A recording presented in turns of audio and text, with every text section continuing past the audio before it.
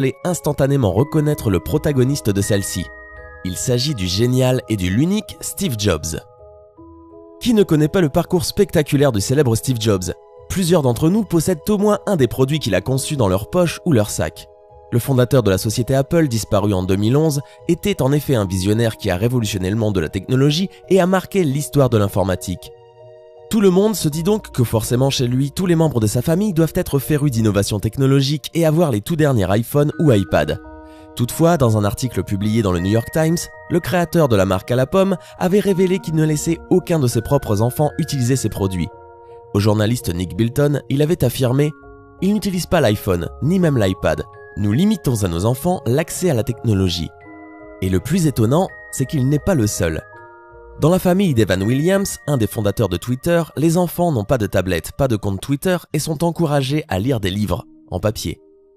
Chris Anderson, l'ancien rédacteur en chef de Wired, un magazine spécialisé dans l'innovation technologique, a une règle essentielle pour ses 5 enfants âgés de 6 ans à 17 ans.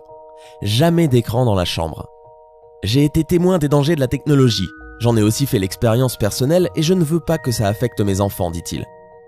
En général, la plupart de ces parents geeks limitent le temps passé sur tablette ou smartphone à environ 30 minutes par jour pendant la semaine, d'autres réservent les tablettes au week-end uniquement.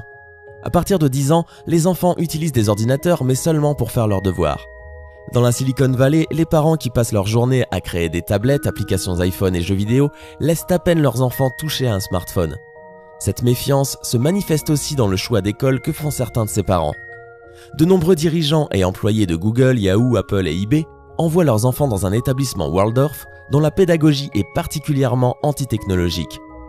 C'est une école très huppée qui a pour particularité de bannir l'utilisation des ordinateurs, iPad et télé jusqu'au lycée car selon eux, la technologie représente une menace pour la créativité, la personnalité et la concentration des élèves. De la crèche au lycée, il n'y a aucun ordinateur, encore moins de tablettes.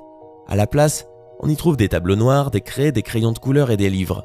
Les enfants font de la poterie, du tricot et du jardinage. Les 3/4 de ces élèves ont des parents qui travaillent dans les nouvelles technologies. Mais la philosophie pédagogique de l'établissement est que les ordinateurs nuisent à la créativité, à la sociabilité et à la concentration des enfants. Comprenez-vous ces choix pour leurs enfants de la part de Steve Jobs, Evan Williams et de toutes ces pointures des nouvelles technologies? Ou au contraire sont-ils totalement à l'ouest? Laquelle de ces 3 histoires vous a le plus inspiré?